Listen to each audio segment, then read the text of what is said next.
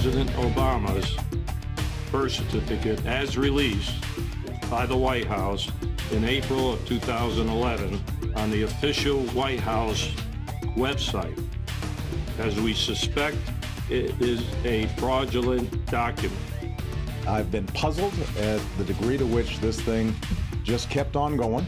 This continuing investigation has uncovered new information that deepens our concern that the birth certificate document is a forgery. After an official law enforcement investigation spanning over 2 years, the crimes of the greatest fraud in the history of the world are about to be revealed. These are facts that we are talking about. It's an official investigation.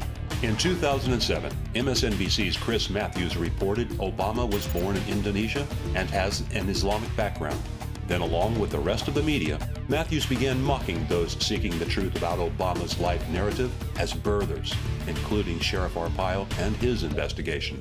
The cold case posse has worked hard, long hours, even though they were stonewalled at every turn by officials in Hawaii and U.S. government agencies.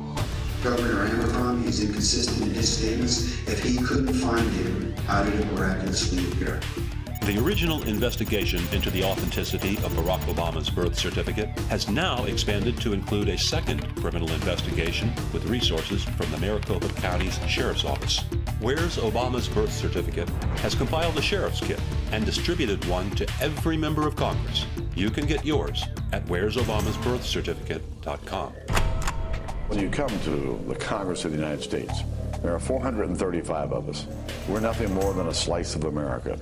And people come with, regardless of party labels, they come with all kinds of beliefs and ideas. It's the melting pot of America. It's not up to me to tell them what to think.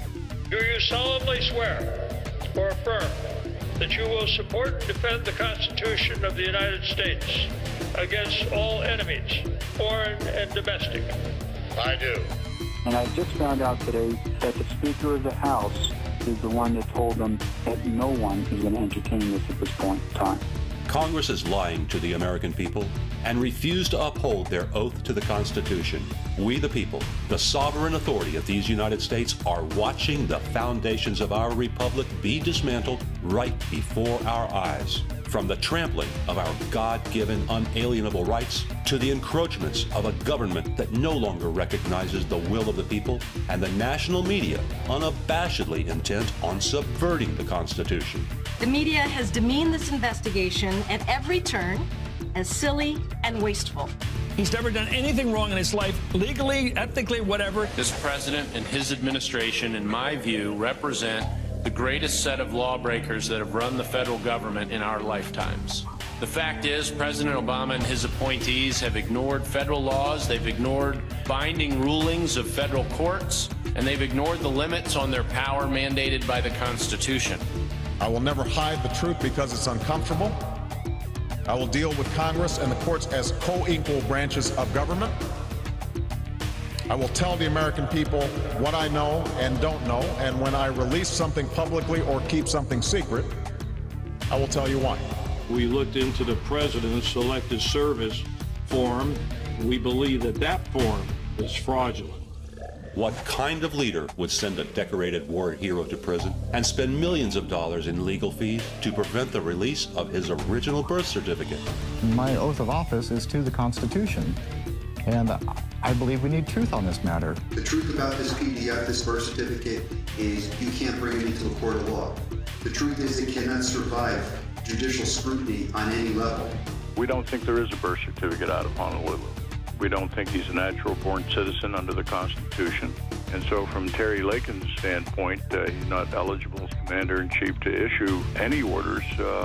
And so Terry's standing up for that. But then the extension of that is the corruption of the court-martial system within Department of Defense that we know has been subjugated from the Justice Department and the White House through the Defense Department into establishing what we call a kangaroo court. Now, I think there's treasonous offenses going on here myself. The media shut this issue down 24 hours after the birth certificate was released. I have been in contact with prominent media people. I cannot and will not disclose their identities. That was the commitment I made because they fear for their jobs and some fear for their safety. There were threats made. There were people threatened with their occupation, losing their occupation, if they continued this. I can tell you personally, we were supposed to be on Hannity and we got cut. What makes you, what are your qualifications to assess this? You say you have to look at it, you have to decide.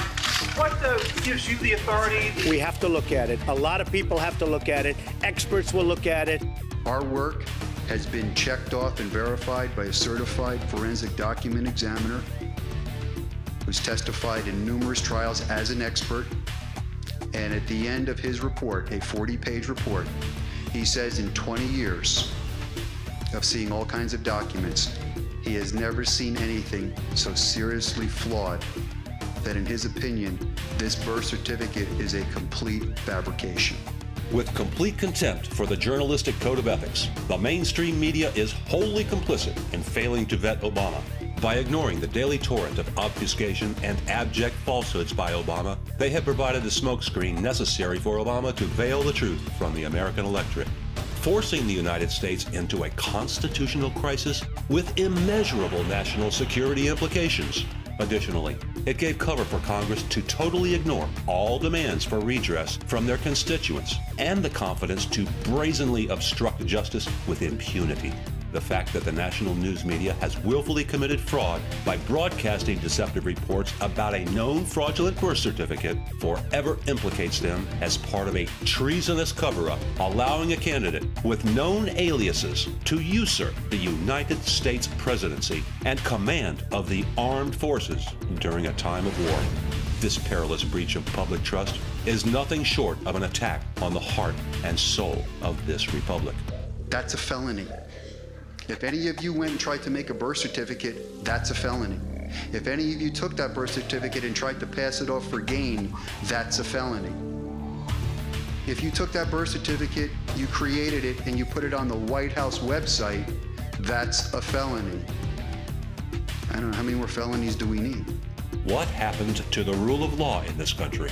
We should heed the wisdom of Thomas Jefferson, who said, "Equal and exact justice to all men of whatever persuasion, religious or political." When this information is finally exposed to the public, it will be universe-shattering.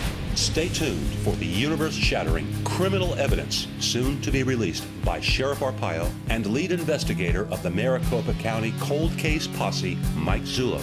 A Sheriff Kit 2 is also in the works and will be immediately available for you to deliver to your representatives in Congress.